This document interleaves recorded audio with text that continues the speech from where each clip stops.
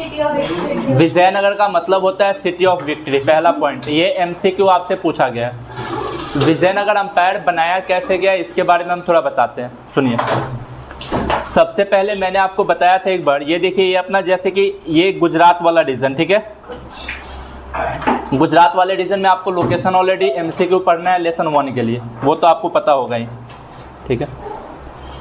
अब यहाँ समझिएगा, ये जो अपने पास साउथ इंडिया का पोर्शन है ना, ये रीजन है केरल वाला, ठीक है। और ये रीजन है पूरा कर्नाटक वाला, ये कर्नाटका वाला रीजन है। यहाँ पे पहले एक डायनेस्टी हुआ करते थे कालाचोरी, ठीक है, याद है यहाँ पे। अब क्या है कि यहीं पे कर्नाटक में जो है अपने पास 2 ब्रदर थे जो वहाँ मिनिस्टर थे, उसका नाम था हरिहर और बुक्का। क्या नाम है? बुक्का। नाम याद हुआ? हरिहर और बुक्का। फिर से नाम बोलिए। बुक्का, ठीक है। तो इन 2 भाइयों ने मिलके जो है इस अंपायर की शुरुआत की है। किसकी? विजयनगर अंपायर की। तो विजयनगर का पूरा मतलब यहाँ से शुरू करते, सुनिए। विजयनगर का मतलब होता है सिटी ऑफ विक्ट्री। विजयनगर का मतलब क्या होता है? This city was founded in 14th century, that is in 1336। ये जो अपने पास अंपायर बनाया गया है 14th सेंचुरी में बनाया गया है। अंपायर कब बनाया गया?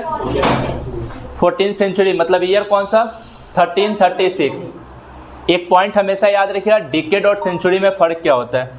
जब भी किसी के साथ डिकेड लगेगा तो मतलब वो 10 साल रिप्रेजेंट कर रहा होगा। कितना साल? 10 साल। और अगर किसी के साथ सेंचुरी लग जाए तो वो 100 साल को रिप्रेजेंट कर रहा होता है। लेकिन हम आपको बताते हैं, जैसे 21st सेंचुरी की बात की है तो ये 2000 से लेकर 2099 तक चलेगी, समझ रहे हैं ना। 100 साल पीछे चलते हैं। सेंचुरी में जब भी होता है हम 100 साल, और डिकेड जब भी लगाएंगे या अपोस्ट्रोफी एस, जैसे कि 1960s हमने लिखा तो मतलब क्या है 1960 से 1970, समझ आ रहा है। जब भी हम 1960s लिखेंगे मतलब क्या होगा 1960 से 1970। अच्छा, अगर मान लीजिए मैंने 18th सेंचुरी लिखा तो 18th सेंचुरी कब से कब तक? 1700 से 1800। अगर मैंने 18th सेंचुरी लिखा तो कब से कब तक? 1700 से 1800 तक। समझ रहेगा इतना पॉइंट, ठीक है। तो ये पॉइंट आपको थोड़ा सा याद रखना है कि ये अंपायर जो है वो 14th सेंचुरी में बनाया गया था, मतलब 1336 में बनाया गया था। It was stretch from the river Krishna in north to the extreme south of the peninsula. Peninsula India पता है आपको? पेनिनसुलर लैंड किसको बोलते हैं? वो लैंड जो 3 तरफ से वाटर से घिरा हो उसे पेनिनसुला बोलते हैं, समझे। देखिए साउथ इंडिया का ये जो रीजन है ये तीनों तरफ से वाटर से जो है वो कवर है ना, तो हम इसको पेनिनसुला इंडिया बोलेंगे। क्या बोलेंगे इसको? ठीक है। तो जनरली अपने पास कृष्णा नदी से लेके उसके साउथ तक पूरा का पूरा ये अंपायर फैला हुआ था, ठीक है। कौन से नदी से? तो it was stretch from river Krishna in north to the extreme south of peninsula. ये नॉर्थ में कृष्णा नदी से लेके पूरा साउथ तक फैला हुआ एक अंपायर है। सिंपल कॉन्सेप्ट है। विजयनगर का मतलब सिटी ऑफ विक्ट्री होता है, 14th सेंचुरी में बना है, मतलब एग्जैक्ट ईयर पूछा जाए तो 1336। कब बना है? अच्छा, इसका अगर हम पूरा विस्तार बोले कि ये इसका जो फैलाव कहाँ से कहाँ तक था, स्ट्रेस कहाँ से कहाँ तक था, ठीक है अंपायर, तो ये कृष्णा नदी नॉर्थ में और वहाँ से लेके पूरे साउथ पेनिनसुला तक फैला हुआ है। समझ आया? ठीक है। आगे बताएंगे। इसकी कैपिटल सिटी हम्पी थी। इसकी कैपिटल सिटी का नाम क्या था? हम्पी, ठीक है, याद रखिएगा। इसकी कैपिटल सिटी जो राजधानी थी उसका नाम था हम्पी। जैसे मैंने बताया था मगध की पहली कैपिटल सिटी राजगढ़, उसकी दूसरी कैपिटल सिटी पाटलिपुत्र। मैंने बताया था ना मगध की पहली कैपिटल सिटी राजगढ़, जिसका मतलब क्या होता था? House of king. नहीं, वो अलग है टेक्स्ट में, ठीक है। एनसीईआरटी में यही नाम है, ठीक है। अच्छा, उसके बाद देखिए अपने पास इसकी कैपिटल सिटी का नाम क्या था? हम्पी। कैपिटल सिटी का नाम क्या था? हम्पी, ठीक है। जनरली ये उनकी मदर गॉडेस के नाम पे रखा गया था, जिनका नाम है पंपा देवी। हम्पी का नाम किनके ऊपर रखा गया? मदर गॉडेस, उनका नाम क्या है? पंपा देवी। ये हम्पी का नाम किसके नाम पे रखा गया? उनकी मदर गॉडेस है जिनका नाम है पंपा देवी। याद रहेगा। ये इतना पॉइंट एमसीक्यू में आता है, ये हमने ऊपर से बता दिया आपको, ठीक है। समझ आया? विजयनगर का मतलब क्या होता है? विजयनगर कौन से सेंचुरी में बना था? कौन सा सेंचुरी? 14th century. कौन से ईयर में बना था? 1336 में, ठीक है। अच्छा, उसके बाद बताइए इसकी कैपिटल सिटी कौन थी? हम्पी। हम्पी का नाम किनके नाम पे रखा गया था? मदर गॉडेस पंपा देवी के नाम पे। हम्पी का नाम किनके नाम पे रखा गया था? मदर गॉडेस पंपा देवी के नाम पे। याद रहेगा इतना पॉइंट। हम्पी नाम रखा गया मदर गॉडेस पंपा देवी के नाम पे, ठीक है। समझ आया इतना पॉइंट। आगे आते हैं अब next point. Vijayanagar empire was founded by 2 brothers. इसे 2 भाइयों ने मिलकर बनाया था। नाम है इनका हरिहर और बुक्का। नाम क्या है इनका? हरिहर और बुक्का। बुक्का, ठीक है। याद किया कौन सी डायनेस्टी की शुरुआत किए थे ये लोग? संगमा डायनेस्टी, ठीक है। याद किया सबसे पहली डायनेस्टी है संगम डायनेस्टी, ठीक है। तो Sangma dynasty in 1336। Concept clear है। ये अंपायर कितने भाइयों के द्वारा बनाया गया? नाम क्या है उनका? कौन सी डायनेस्टी के थे? संगम डायनेस्टी, ठीक है। वो उनके फादर के नाम पे उन्होंने इस डायनेस्टी का नाम रखा था, ठीक है। It was named after his father, ठीक है, देयर फादर। अपने फादर के नाम पे उन लोगों ने संगम डायनेस्टी का नाम लिखा था। आगे मैं लिखवाया हूँ, ठीक है, ऑलरेडी नोट्स में। याद रहेगा इतना पॉइंट, ठीक है। उसके बाद देखिएगा इसकी जो बाउंड्री थी वो फ्लक्चुएटिंग बाउंड्री थी। कैसी बाउंड्री थी? The umpire included with in its fluctuating boundary. Fluctuating boundary का मतलब कभी इसकी बाउंड्री बढ़ रही है, कभी घट रही है। कोई पावरफुल राजा आया तो पूरा का पूरा साउथ इंडिया इन्होंने एक्वायर कर लिया। कमजोर राजा आया तो ये सिमट के रह गए हैं 2 नदी के बीच में, कृष्णा और तुंगभद्रा, ठीक है। अगर पावरफुल राजा आया ना, मैं आपको बताना चाहता हूँ, देखिए जैसे कृष्णा और तुंगभद्रा है, ठीक है, और यहाँ पे था अपने पास हम्पी, ठीक है। तो अगर कोई पावरफुल राजा आया, ठीक है, तो ये लोग पूरा का पूरा साउथ इंडिया एक्वायर कर लिए। और अगर कमजोर राजा आया तो सिमट के यहाँ तक रहेगा। समझ आ रहा है? इसलिए हम बोले कि इसकी बाउंड्री फ्लक्चुएटिंग बाउंड्री है। कैसी बाउंड्री है? कभी इंक्रीज हो रहा है, कभी डिक्रीज हो रहा है, ठीक है। और ये डिपेंड करता है उनके राजा के ऊपर कि कितना पावरफुल राजा आएगा। ज़्यादा पावरफुल राजा है तो इसका जो बाउंड्री है वो काफ़ी नीचे तक जाएगा, पूरा साउथ रीजन जो है वो कवर करेगा। तो ये पॉइंट याद रखिए, इसकी बाउंड्री कैसी है? फ्लक्चुएटिंग। कैसी बाउंड्री है? फ्लक्चुएटिंग, ठीक है, याद रखिए। अच्छा, उसके बाद अब हम यहाँ से क्वेश्चन आते हैं अगला। अच्छा, यहाँ तक पूरा MCQ याद हो गया ना आपको? फिर से एक बार बोलिएगा। सबसे पहले विजयनगर का मतलब कौन से सेंचुरी में बना था? कौन से ईयर में? उसके बाद याद रखिए इसी कैपिटल सिटी का नाम कौन, किसके नाम पे? मदर गॉडेस पंपा देवी, ठीक है। अच्छा, इसको बनाया किसने था? बुक्का। अच्छा, उसके बाद कौन सी डायनेस्टी के? बाउंड्री कैसी थी इसकी? फ्लक्चुएटिंग बाउंड्री का मतलब and people spoke different language. वहाँ पे डिफरेंट लैंग्वेज बोलने वाले डिफरेंट रिलीजन के लोग वहाँ पे थे। ये बताना किसका? फ्लक्चुएटिंग बाउंड्री, बढ़ना घटना, मतलब कभी इसकी बाउंड्री इंक्रीज हो रही है, कभी डिक्रीज हो रही है, ठीक है। हम ये बताना चाहते हैं, ठीक है। आगे देखिए क्वेश्चन आएगा अपने पास, how Hampi was discovered. Hampi कैसे डिस्कवर किया गया था? And how do we get know about Hampi. Question क्या है? सिंपल सा, हम्पी को कैसे खोजा गया था, या फिर आपके सामने आया कि हमें हम्पी के बारे में जानकारी कैसे मिलती है।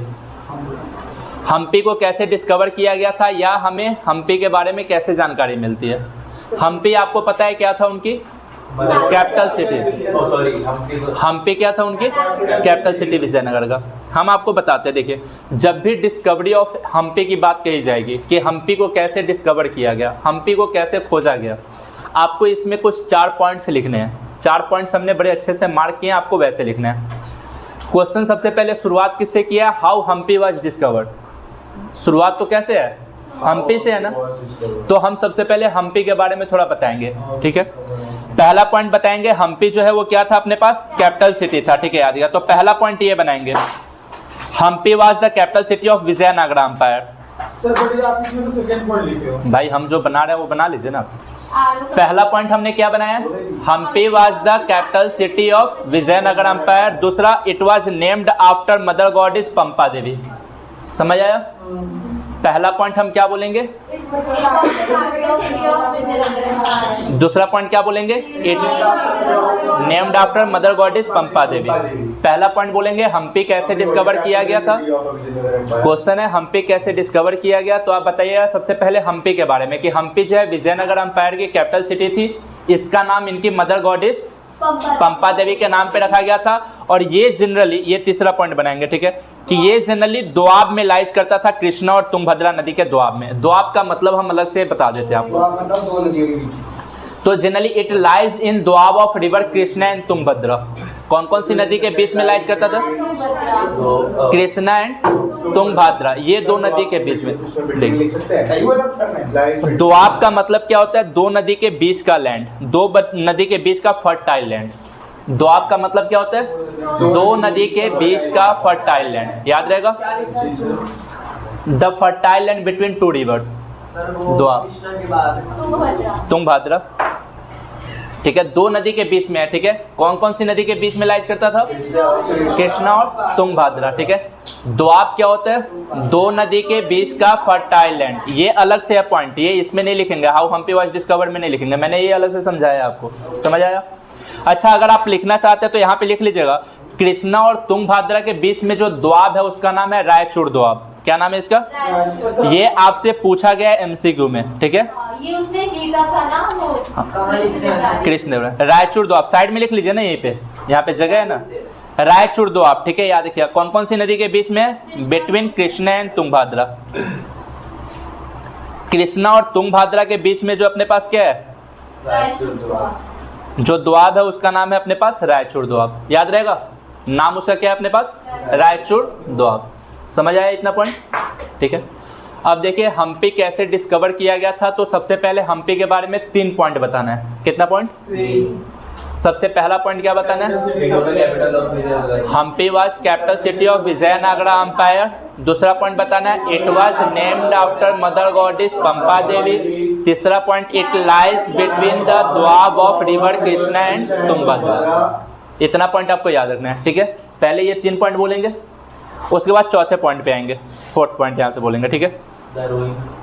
गौर से सुनिए, हम्पी के बारे में हमारे पास जो भी जानकारी है कि विजयनगर एम्पायर काफ़ी बड़ा एम्पायर था, हम्पी उसकी कैपिटल सिटी थी और हम्पी इतना प्रॉस्पर रीजन था, ये सब चीज़ें हमें जो भी जानकारी पता है ना, वो सब चीज़ हमें कॉलिन मैकेंजी ने बताया। किसने बताया, कॉलिन मैकेंजी, ठीक है, याद रखिए कि ब्रिटिश इंजीनियर है जो भारत में आया था, ठीक है, उसने इसके बारे में, कॉलिन मैकेंजी, COLIN ठीक है। तो हम 4th पॉइंट में बोलेंगे Colin, COLIN Colin Mackenzie, MACKENZIE, हाँ। अब देखिए 4th पॉइंट हम क्या बोलेंगे, the ruins at Hampi were brought into light in 1800 by an engineer and antiquarian. Antiquarian का मतलब होता है वो पर्सन जो कोई पुराना चीज खोजता हो। एंटीक्वेरियन कौन होते हैं, जो कोई पुरानी चीज खोजता हो, कोई पुराना चीज जो डिस्कवर करता हो, ठीक है, उसको हम बोलते हैं एंटीक्वेरियन, ठीक है। जो पुराना, जो मतलब काफी पुरानी सभ्यता वगैरह वो खोजता हो, उसको हम एंटीक्वेरियन बोलते हैं, ठीक है। तो हम 4th पॉइंट में बोलेंगे, सुनिएगा, द रुइंस का मतलब होता है अवशेष, बचा हुआ पार्ट, ठीक है। हम्पी तो अब पूरा प्रॉस्पर उस लेवल में नहीं है ना जिस लेवल में वो बना था 14th सेंचुरी में। तो हम बोलेंगे the ruins at Hampi were brought into light in 1800 by an engineer and antiquarian known Colin Mackenzie, ठीक है, याद रखिएगा। कॉलिन मैकेंजी के द्वारा इसको क्या किया गया था, डिस्कवर किया गया था, वहां लिखा गया ऑलरेडी, ठीक है। तो ये पहला पॉइंट यहाँ तक, the ruins at Hampi were brought into light in 1800, यहाँ तक, by an engineer and antiquarian named Colin Mackenzie. 2 point में इसको पढ़ के याद करेंगे।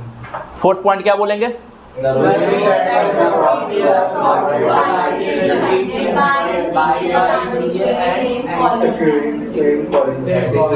हम बोलते हैं, आप लोग बोलिएगा, गौर से सुनिएगा।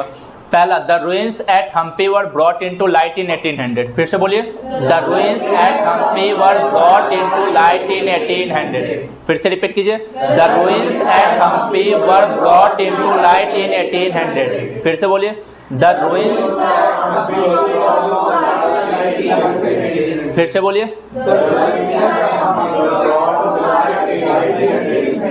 Bye an engineer and antiquarian named Colin Mackenzie. By an engineer and antiquarian named Colin Mackenzie. फिर से बोलिए।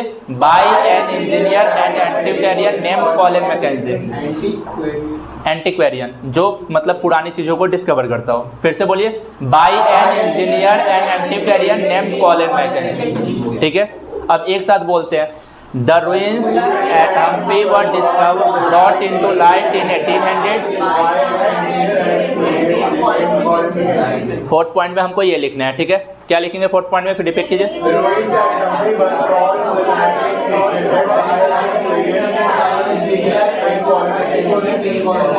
ठीक है, याद रहेगा। ये चौथा पॉइंट लिखेंगे। हम्पी कैसे डिस्कवर किया गया था, पहले 3 पॉइंट में बता देंगे कि हम्पी विजनरी कैपिटल सिटी थी, पंपा देवी के नाम पे नाम रखा गया था। ये रायचूर दोआब में लाइज करता था, मतलब कृष्णा और तुंगभद्रा के दोआब में लाइज करता था। फिर चौथा पॉइंट बोलेंगे कि हम्पी के बारे में सबसे पहले हमें जानकारी क्या कि बस ये नहीं, वो दोआब तो मैंने अलग से लिखवाया है आपको, ठीक है। फिर चौथा पॉइंट इसमें क्या बोलेंगे अपने पास कि इसको जो है 1800 में जो है हमारे सामने लाया गया था कॉलिन मैकेंजी के द्वारा, जो एक ब्रिटिश इंजीनियर था या एंटीक्वेरियन था। क्या था अपने पास, ठीक है। फिर पांचवा पॉइंट यहाँ से, अच्छा ये अलग से 2 मार्क्स में हुआ कॉलिन मैकेंजी, ठीक है। पांचवा पॉइंट यहाँ पे बताएंगे, 5th पॉइंट, ठीक है। 5th पॉइंट यहाँ पे कि much of initial information Colin Mackenzie received about Hampi was based on the memories of priests of Virupaksha temple and the shrine of Pampa Devi। हम इसको बिल्कुल याद करेंगे और आपको याद करके बता देंगे कैसे। क्वेश्चन ये पॉइंट लिखा गया, much of the initial information Colin Mackenzie received about Hampi was based on the memories of priests of Virupaksha temple and shrine of Pampa Devi। अच्छा, हम ये बता रहे हैं कि इसके बारे में 1800 में कॉलिन मैकेंजी ने बताया था। कब बताया था, 1800। तो कॉलिन मैकेंजी को हम्पी के बारे में जानकारी कहाँ से मिली, तो वहाँ पे हम्पी में 2 इंपॉर्टेंट टेम्पल है। कितने, एक का नाम है Virupaksha temple, VIRUPAKSH, Virupaksha temple, ठीक है। दूसरा टेम्पल है पंपा देवी का, ठीक है, याद है क्या।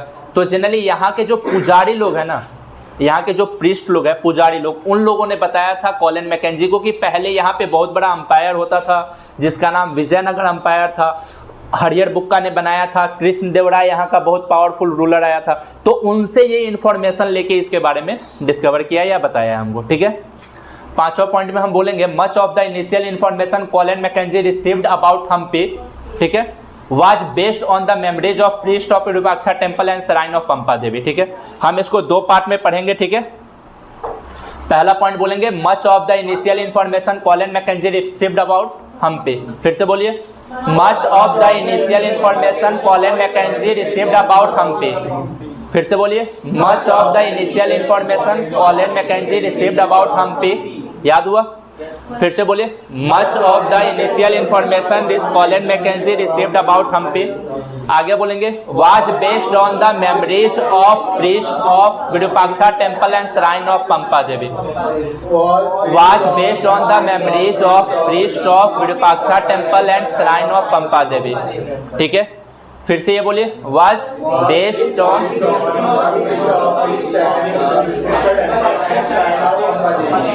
ठीक है। एक बार फिर से बोलिएगा इसके बारे में कि much of the initial information Colin Mackenzie received about Hampi was based on shrine of Pampa Devi, ठीक है। हम इसे ना 4-5 बार पढ़ेंगे तब जाके ये याद होगा, और हूबहू सेम लाइन आपको एग्जाम में लिखना है, ठीक है। बोलिए शुरू से, much of the initial information,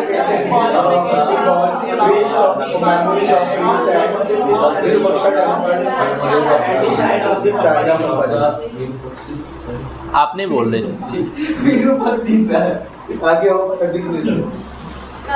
repeat कीजिए तो फिर शुरू से। Initial information Colin Mackenzie received about Humphrey was based on the memories of priests of the Virupaksha temple and shrine of Pampa Devi. एक बार सबको रिपीट कीजिए, much of the initial information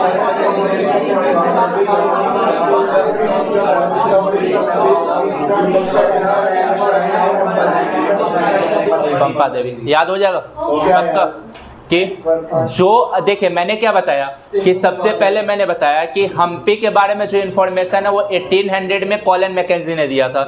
कब दिया था? 1800 में। लेकिन ये जो इन्फॉर्मेशन गेन किया था ना, वो इन्फॉर्मेशन कहाँ से गेन किया था? जो विरूपाक्षा टेम्पल और पंपा देवी मंदिर था ना, उनके पुजारियों से। प्रीस्ट का मतलब होता है पुजारी, प्रीस्ट का मतलब क्या होता है? तो उनके पुजारियों ने बताया था कि यहाँ पे पहले बहुत बड़ा अंपायर था। समझ आया? ठीक है, एक बार इस पॉइंट को लास्ट टाइम बोलते हैं। Much of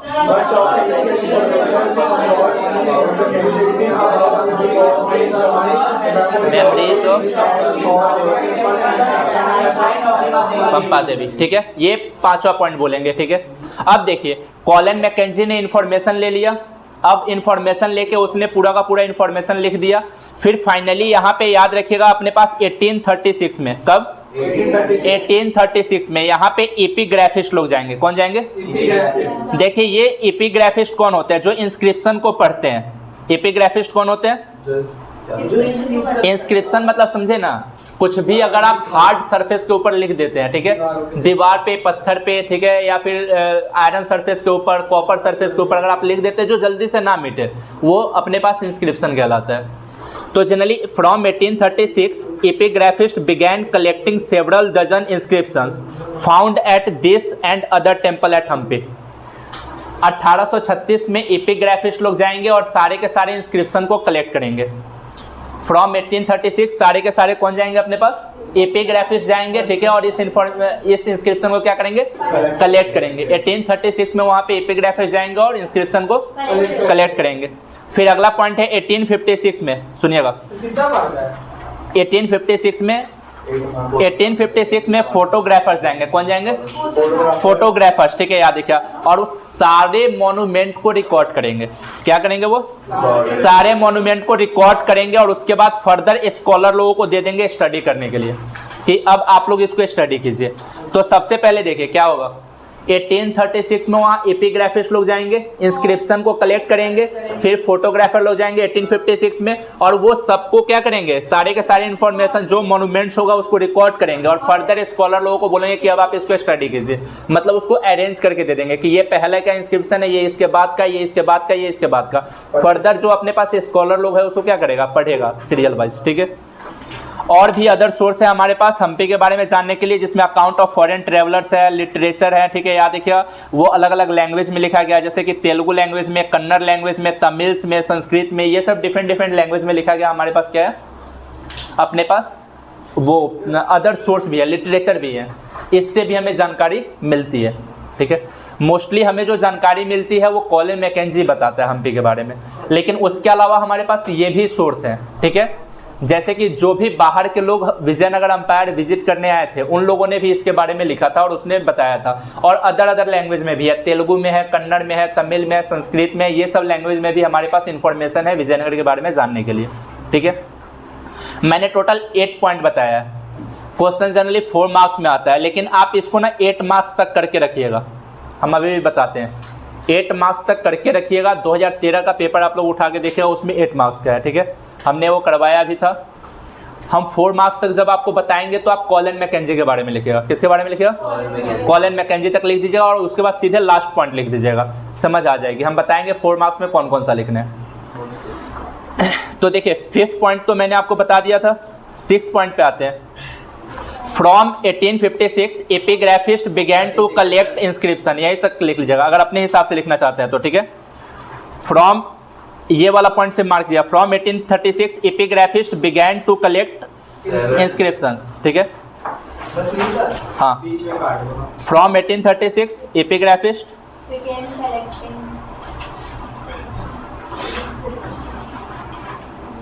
began collecting inscriptions. बस बाकी हटा दीजिएगा।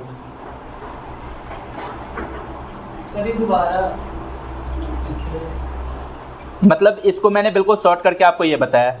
6th पॉइंट में आप ये लिख सकते हैं कि 1836 में एपिग्राफिस्ट लोगों ने क्या किया? इंस्क्रिप्शन को कलेक्ट करना शुरू कर दिया। ठीक है, from 1836 epigraphist began collecting inscriptions.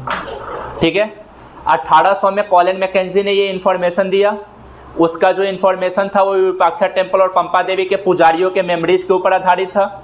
1836 में एपिग्राफिस्ट लोग जाते हैं, इंस्क्रिप्शन को क्या करते हैं, कलेक्ट करते हैं। फिर फाइनली 1856 में photographs began to record monuments, ठीक है, यहाँ तक, which enable scholar to study them, ठीक है।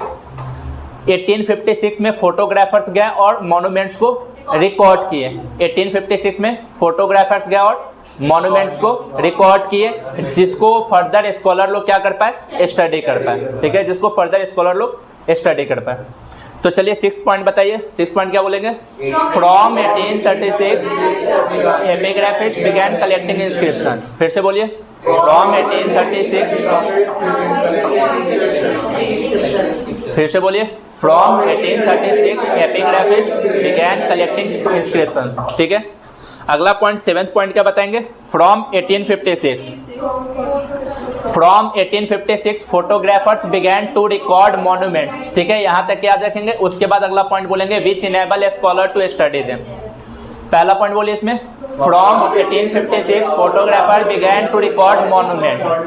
फिर से बोलिए, फ्रॉम 1856, फिर से बोलिए, फ्रॉम 1856, फिर से बोलिए एक साथ। अगला point, which enable a scholar to study them. फिर से बोलिए, which enable a scholar to study them. फिर से, which enable a scholar to study them. याद हुआ? एक साथ बोलिए 7वां पॉइंट, फ्रॉम 1856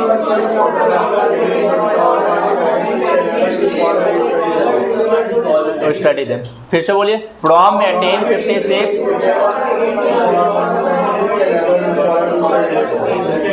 ठीक है, जिसके बाद स्कॉलर लोगों ने पढ़ना शुरू कर दिया।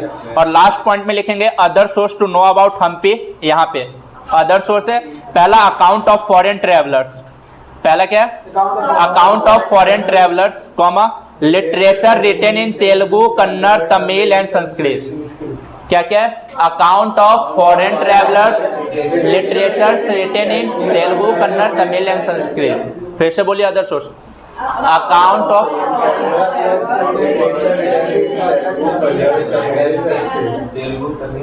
फिर से बोलिए शुरू से,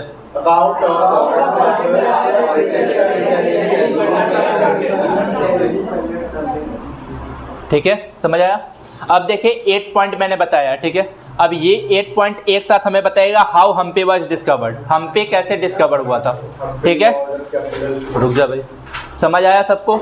8 पॉइंट बताया है, हम आपको पहले ही बोले हैं ये चैप्टर ऐसा है जिसका क्वेश्चन आंसर साथ में करते जाएंगे, ठीक है।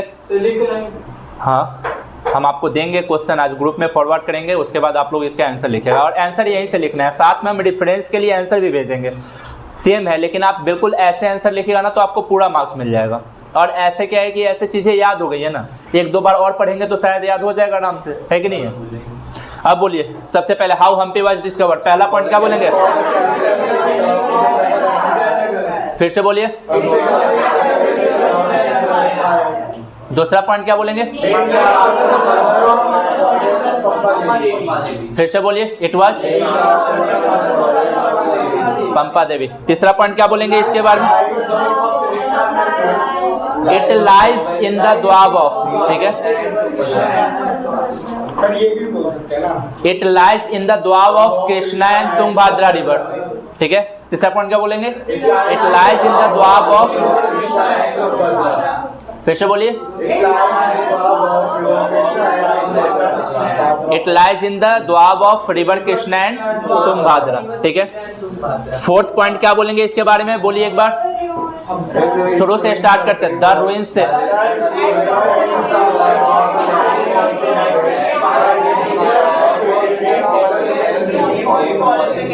ठीक है, एक बार फिर से रिपीट कीजिए इसको, the ruins at Hampi was,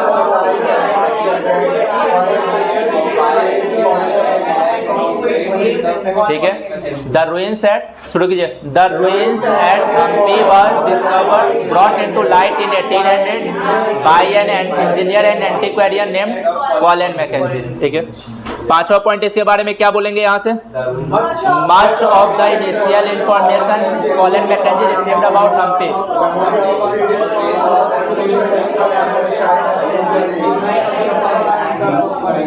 ठीक है, फिर से बोलिए पांचवा पॉइंट कि मच।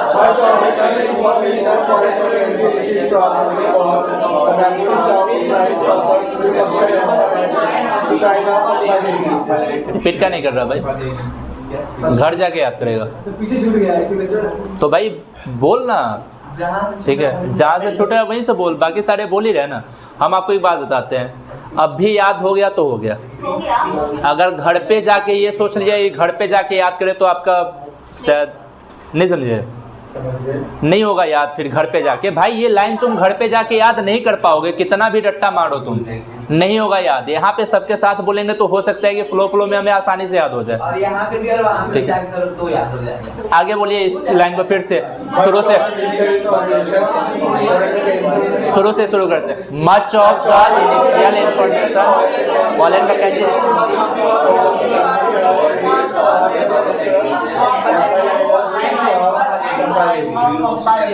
ठीक है, समझे इस पॉइंट को। सिक्स्थ पॉइंट क्या बोलेंगे अपने पास? फिर से बोलिए। From 1836 epigraphist began collecting information. ठीक है, from 1836 epigraphist began collecting information. ठीक है, याद आएगा 6 पॉइंट। 7th पॉइंट क्या बोलेंगे? From 1856 photographer. रिपीट करो फिर से। From 1856 photographer began to record monument which enable scholar to study them. ठीक है, फिर से बोलिए इस पॉइंट को। फ्रॉम 1856। ठीक है, याद हो जाएगा। और लास्ट में बोलेंगे अपने पास 8वां पॉइंट की other sources to know about Hampi.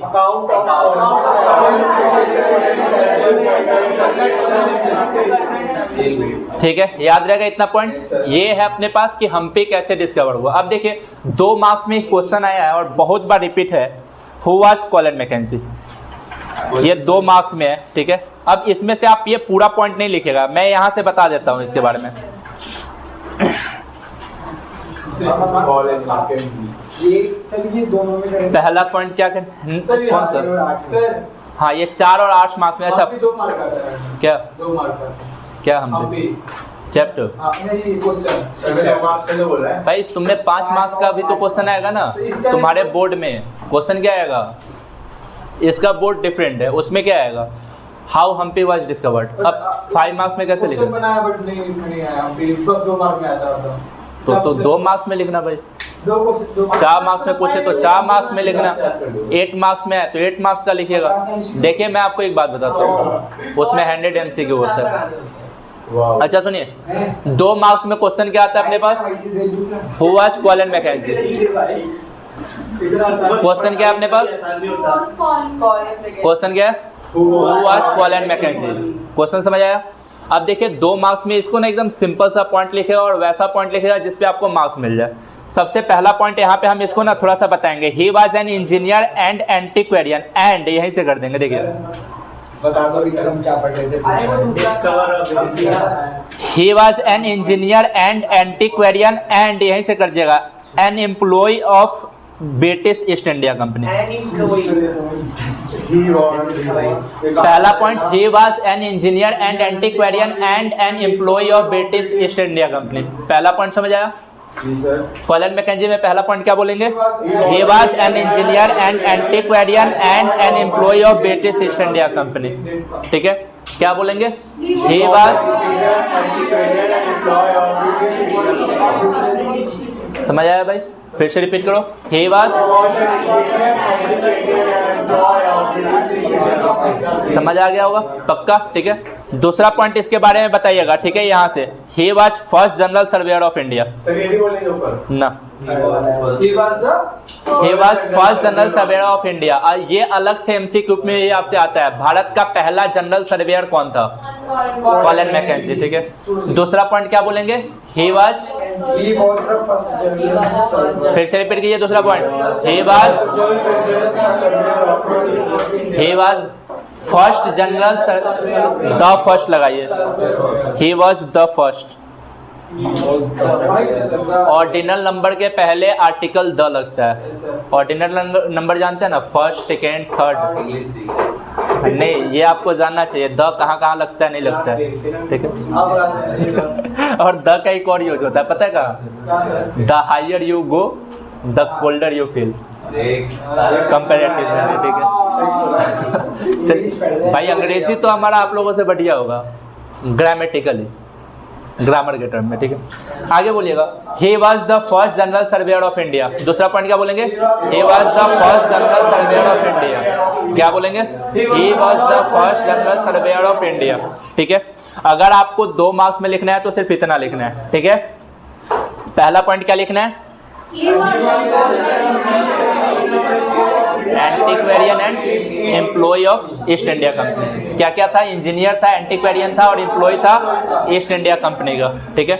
फिर से बोलिए पहला point, he was an engineer and antiquarian and employ of British East India Company. लिख दीजिए आप, ठीक है। हम आपको एक लाइन दी है कि 2 मार्क्स में ना हमको वर्ड लिमिट फॉलो करना होता है। 2 मार्क्स में हमें क्या करना पड़ता है? वर्ड लिमिट फॉलो करना पड़ता है, तो वर्ड लिमिट के हिसाब से मैंने लिखवाया, ठीक है। दूसरा पॉइंट क्या बोलिएगा इसके बारे में? ही was the first general surveyor of India. क्या था ये? First general surveyor of India, ठीक है। अभी मैंने इसके अंदर देखिए अराउंड हमने 5 MCQ कंप्लीट किया है, ये मिला के 6 MCQ, एक 8 मार्क्स का क्वेश्चन और एक 2 मार्क्स का क्वेश्चन, ठीक है।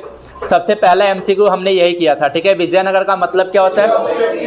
विजयनगर कौन से सेंचुरी में बना था, कौन से ईयर में, ठीक है। अच्छा, इसकी कैपिटल सिटी क्या थी, किनके नाम पे था? अच्छा, उसके बाद किसने बनाया था? पहली डायनेस्टी कौन थी? आपसे क्वेश्चन आ जाएगा, हरियर बुक का कौन सी डायनेस्टी का था?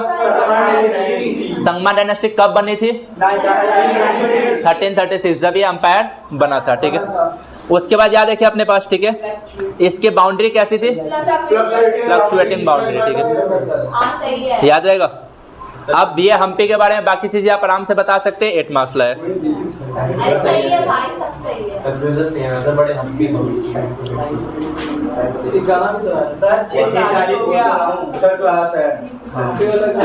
अभी हम आपको ये MCQ दे दिए, ठीक है। अब एक काम कीजिए, पहले हमको क्वेश्चन सुना दीजिए 5 मिनट में। सर अभी तो अभी आपने भाई रुक जा भाई, अभी यहीं